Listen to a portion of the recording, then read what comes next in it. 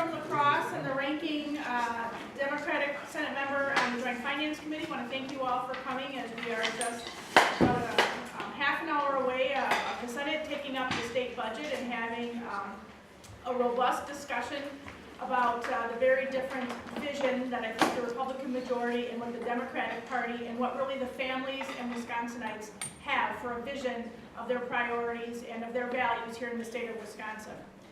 And throughout this budget process, Wisconsin families and seniors and small business owners have said that we need to focus on our core values. That is what we heard over and over and over again in our listening sessions, what we heard at the grocery store, what I heard at fish fries, at the gas station, and at our own hearings of the Finance Committee.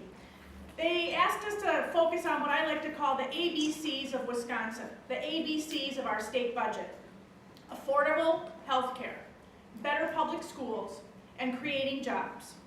Unfortunately, rather than investing in our families and in our communities, this budget shows the clear disconnect between the majority party and the reality in our state. The numbers don't lie.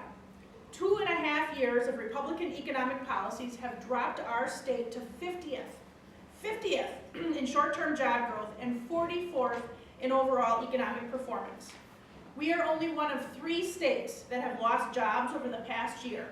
Unemployment is up, and we are only one of 5 states expected to see a decrease in economic activity over the next 6 months. That is not the vision of my neighbors.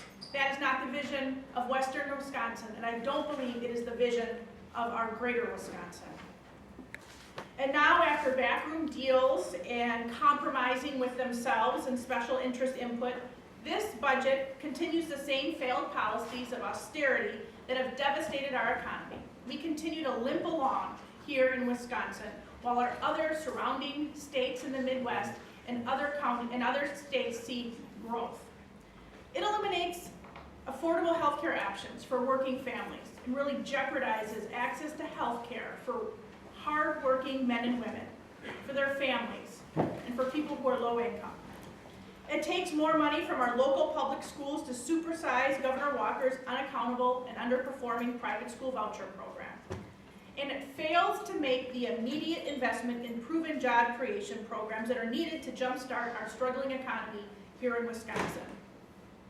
You know, this budget, it kind of reminds me of shopping with my kids. I have a 7-year-old and a 4-year-old, and when we go into the store, they run right for the toy aisle. They load up the cart, and they don't think about the cost. Well, the Republicans in the legislature went on one heck of a shopping spree with this budget. They've got tax breaks for millionaires, a statewide voucher expansion, and a health care plan that drops 85,000 people from coverage and actually costs the state taxpayers more. And finally, with an exercise in fiscal irresponsibility, it leaves us with a $500 million structural deficit. And just like shopping with my kids, the Republican majority is ignoring the cost of their spending spree, and it is our middle-class families and children who are going to end up paying the price. So with that,